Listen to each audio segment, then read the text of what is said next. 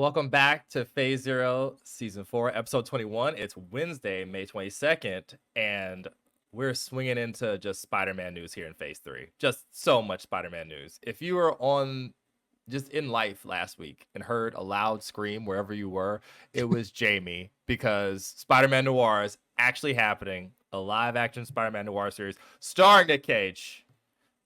All JB and her legion of fans, they all won. Variety reports that the untitled series will follow an older, grizzled superhero in 1930s New York City. An individual with knowledge of the project says that the show will be set in its own universe, and the main character will not be Peter Parker. So that's Oren Uziel and Stephen Lightfoot are the showrunners. Phil Lord, Chris Miller, and Amy Pascal are all EPs, right? This is like, so we're just getting everybody back together. I know a lot of the fans will celebrate, but as soon as you hear the words Lord and Miller, you're like, well, we don't have to worry about this thing. It's going to be fine. Vernon Sanders, who's the head of television for Amazon MGM Studios, said expanding the Marvel Universe with Noir is uniquely special opportunity, and we are honored to bring this series to our global Prime Video customers. The extremely talented Nicolas Cage is an ideal choice for our new superhero, and the accomplished product producing team with Phil Lord, Christopher Miller, and Amy Pascal, and all the incredible team of Sony is dedicated to expanding this franchise in the most authentic way. So, Spider-Man Noir. I find it funny that it's not titled Spider-Man, that it's just titled Noir. That is just very funny. That is going to be an interesting uphill battle in terms of the marketing, but I'm excited that it's real. It's surreal that it's real. Even like when they put this into development and it was like, oh, it might not be Nicolas Cage. I was like, that is a very heavy, that's like, those are big shoes to fill in terms of trying to do that character and emulate what Nicolas Cage did. So I'm excited. I just feel like they're not even going to treat him like Spider-Man. They're just going to treat him like Noir because that's what every Sony project does. It refuses to include Spider-Man. Potential future parent company, Sony. But the two things that make me excited about this, not only Lord and Miller, are Oren Uziel and Steve Lightfoot. A couple projects I want to shout out, and I'm highlighting the good ones because everybody has some misses. But Oren did 22 Jump Street. Big fan. I think that movie's hilarious. And the new Mortal Kombat, which I wasn't a huge fan of, but Mortal Kombat fans seem to dig it. But you're picking up a tone there. And Stephen Lightfoot, The Punisher series for Netflix. So I think there's a big possibility this show is dope. And obviously Lord and Miller bring all that goodness that they brought to Spider-Verse, Lego movie, everything they've done. I hope this actually happens. It's one of those things that I'm like, is this like, will we see this? But given that this has like been ordered to series by Amazon, big promising update, big promising step. So on that topic, a couple days after Noir was confirmed, outlets started kind of wondering, what about Silk Spider Society? Because that was the first show that was announced as part of this kind of Amazon Sony TV partnership with Spider-Man. And so then reports came out saying that Silk Spider Society is not moving forward at Amazon, but that it could end up being shopped elsewhere. It's just kind of like the ball is in Sony's court at this point. This has been in the works for so long. Angela Kang, who BD is going to have a lot of thoughts on because of The Walking Dead, was attached to showrun the show, and reports have indicated that they went through multiple evolutions in this whole process, and that some of the notes that they were given later in the process were literally to make the show less about Silk and more about male characters, which is absolutely nuts to me. I just need to say that when Amazon has shows that are geared towards young women, like The Summer I Turned Pretty is a huge hit on Amazon. They could easily make Silk a show in that kind of vein while still being a superhero show and absolutely succeed. So it sucks that it's not in development there anymore, but I'm almost glad that we're not doing the male-centric version. Yeah, the thing that bums me out most is that it was an Angela Kang project that's not happening. As you said, I am a huge fan of Angela Kang, the talent and the person. She did such a great job on The Walking Dead. She treated everybody there so well. She's such a kind person with so much talent and so many good ideas. I have no doubt that Angela Kang would have made a very interesting and good and fun Silk series if it was the series that they probably originally hired her for. It sounds like it became not that, and then eventually it now is nothing.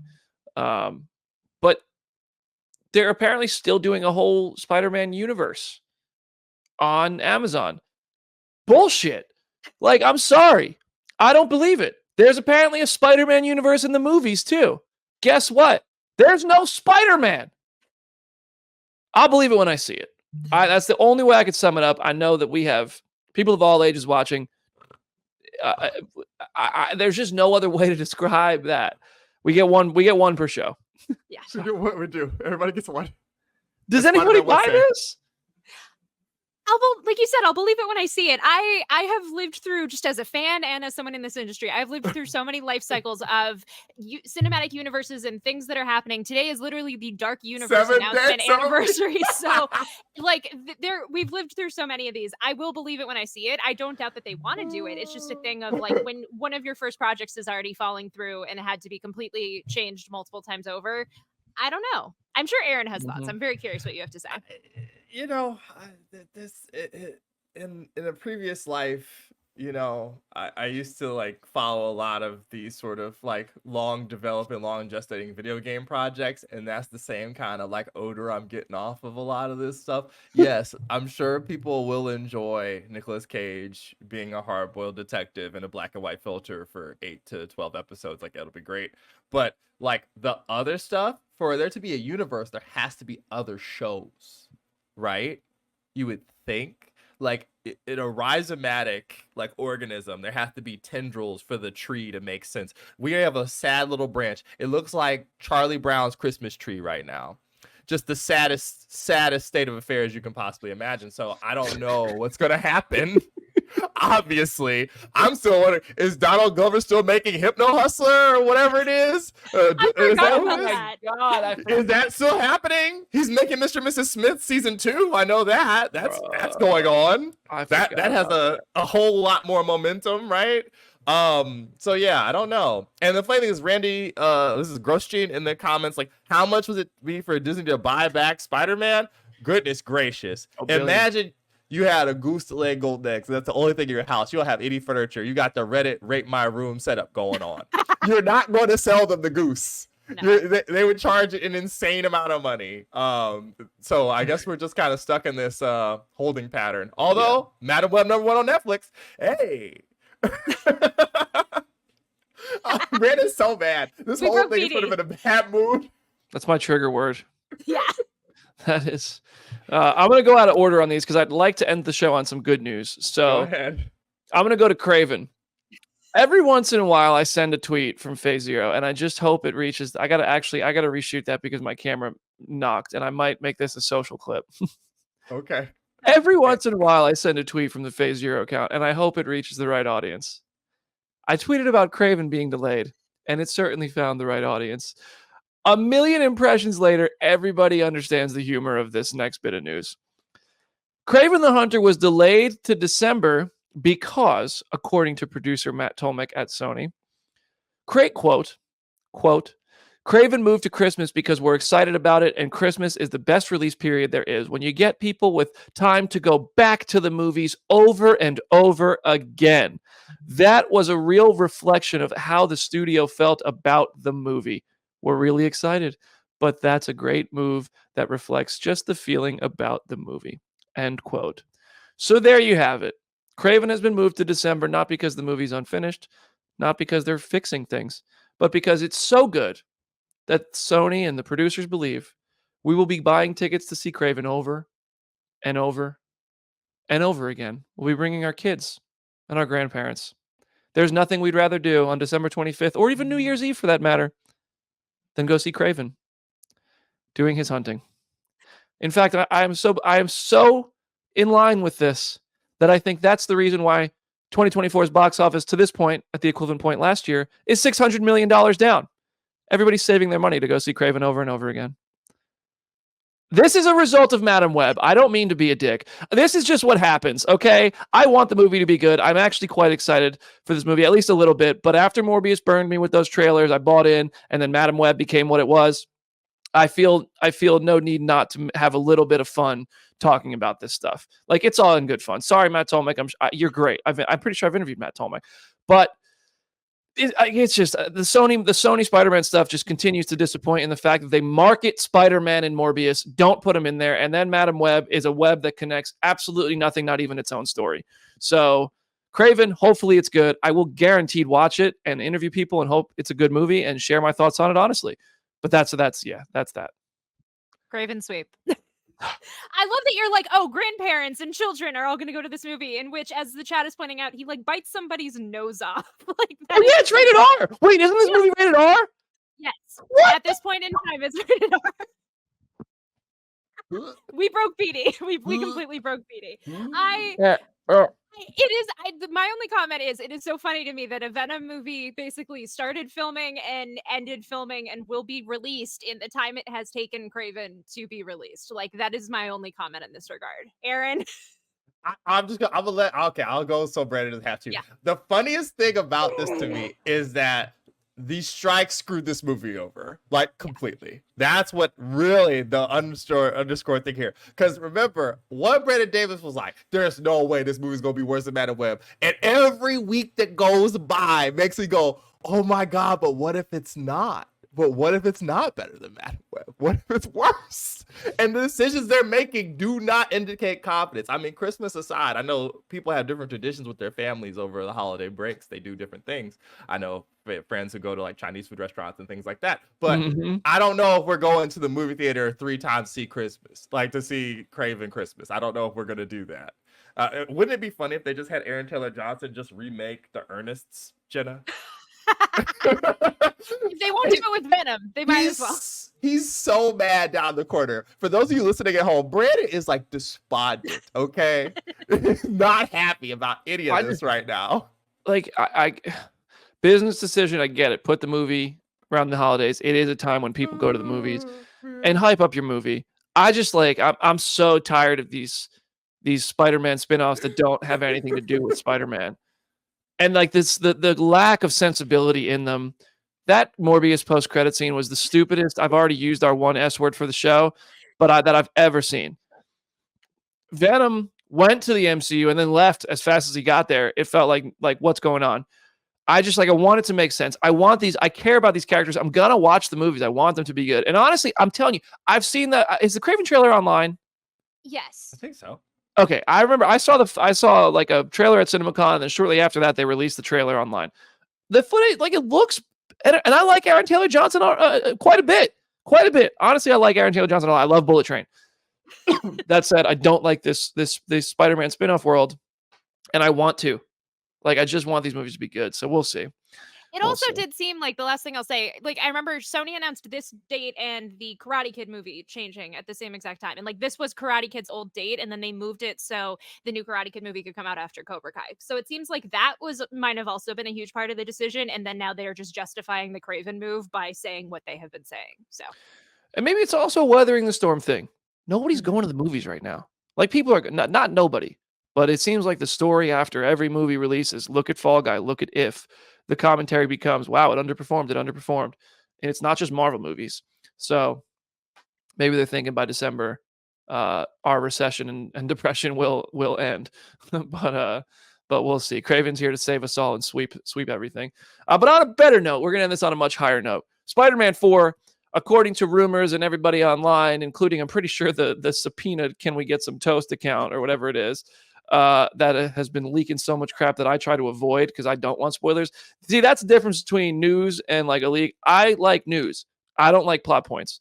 I don't like that stuff to be out there. And a lot of these accounts will put plot points out there. A lot of accounts will. And I try to avoid that stuff. But all the Twitter scoopers and stuff now are starting to hint that a Spider-Man 4 director is going to be revealed soon, which is the kind of news I like to hear. That's news I like to hear. That's a rumor I'll buy into and get excited about.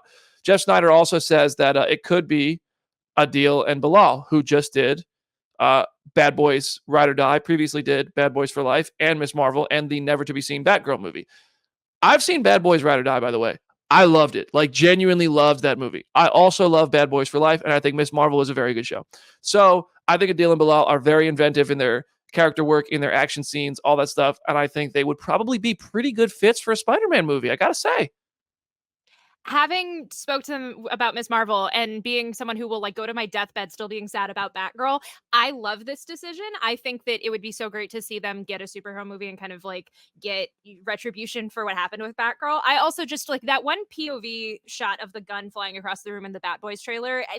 I love it every single time I see it. Wait till you see that full scene. I'm sure I have not even really watched any of those movies, but like that moment, every time I see the trailer, I'm like, haha, that's very cool. So I am very on board. I think they could do some really inventive stuff with like web slinging. So I'm on board if this ends up being true. Let's not forget they also had that one among the many good things they did in Miss Marvel, that one shot where the camera follows over and goes upside down and all that kind of, like, they're so inventive. When you see that shot you just described in Bad Boys Ride or Die, that is like a continuous shot that starts on a drone and goes into like a whole, it is such a cool action scene. Like, these guys are going to continue to be hugely successful, and I think Spider-Man 4 would benefit from having them. Aaron, what do you think? I mean, that's a good choice that no one had brought up. Mhm. That was my first thing. As I was like, man, I don't know how people feel about Bad Boys. I don't know how people feel about Will Smith. I am a fan. I'm jealous that BD got to go watch it. I'm jealous love that he got both. to dap Will Smith up. I'll But make one I thing clear. also really love am both. excited. I'm a Miss Marvel person. It's me and Matt Aguilar with swords until the death, like Martin Lawrence and Will Smith. Like, I'm excited to see if they were the choice. I'd be really, really ecstatic about it because the action sequences and stuff would be there. So that's I grew up on Will Smith and Martin Lawrence movies. Bad Boys, National Security, Blue Streak. Come on. Yeah, Independence Day. I I brought love up Will Black Smith and Knight Martin. the other Black last Knight? week. Oh my It was really God, funny. Black Knight. What? I love that movie. These are such good movies, man. And Dylan Bilal brought out the best of these guys. And these guys, like, it's one of those cases where they're not getting any younger and they're still doing action movies. And they look like absolute stars in Bad Boys Ride or Die. So I like it. I like the idea. By the way, there's no way that Batgirl is worse than 80% of the things that have come out in the last 2 years. I refuse to believe it. Someone out there leaking. I still have hope. One day, me and Jenna will be old and we'll be like, they actually found it. It's not that bad. I will be so happy. There's no way it's not better than The Strangers Chapter 1, Madam Web, and Morbius. Wow. Batgirl, it had to be better than No those. chance. There's no Like, I mean, way. those are some of the worst movies I've seen in the past couple years, though. Okay. So there's no way it's down. I mean, You're just saying that about The Strangers because they tried to scare you. Listen, they did. They did. Oh no. They did. I'm sorry, strangers, but I got to be honest. It just wasn't. That movie was not very good. But all right, that's our show today. That was a huge episode.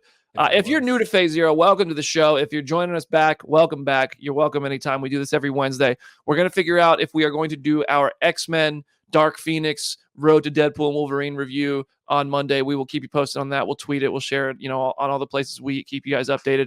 Or we'll just go live and you can find it that way because it'll be available after the fact anyway. So thank you for that. I want to give 2 shout-outs. One to Beckford Designs and another to Fit Dad CEO.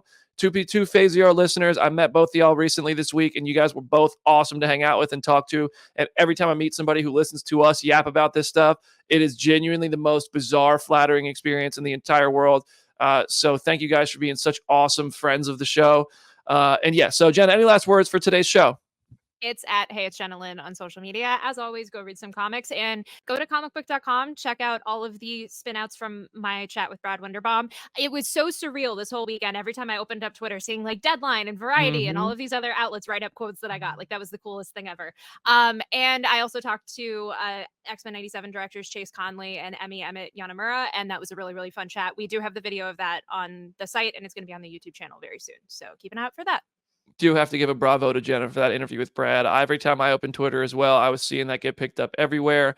I was seeing from Deadline, Variety, Culture Crave, everywhere in between. Everybody was picking up everything that you got Brad to talk about. And thanks to Brad for always being such a great interview and supporter of the show. I think interviewing Brad is so cool. Now that you've had that one-on-one experience, he's so thoughtful, right? He's such a good, and you can just tell he's being honest. Yes, it was amazing. Like, you can tell, and he had the right vibe, like, from the jump. It was so much fun. Yeah, that's awesome. Aaron, any last words for today's show? It's at Sunlight Corner on Twitter. I'd like to thank Brad Winderbaum for watching the show. Just like y'all. That's great. Thank you. I wonder if his dog listens to it too. I want to apologize to Brad Winderbaum because he watches the show. Personally. I want us to go to y'all have seen Brad Winderbaum's office in the background of those interviews. I'm not gonna lie, with the original pitch that I sent for that interview, I was like, can we do the interview in his office? Unfortunately, that didn't work out. But Brad, if you ever want to have us in the office, man, we'd love to chat it up with you. We'll do a whole hour long with you just talking about the stuff you have. Yeah. Sorry, Aaron, I cut you off. It's okay. I talked to Jay Castrina, director of X-Men 97, about all of the X-Men 97. I saw someone actually mention funny enough. I don't know if he was being like funny, but like a part of the interview where I asked about the Black Panther of it all, and that has gotten some pickup on certain parts of Twitter. You can go look at that in the Phase Zero YouTube channel. That was a good time. It's very funny to be like, have you seen this interview? And then I get to do that thing from the comment panel where I'm like, I am the manager. I did it myself. So yeah, go watch that.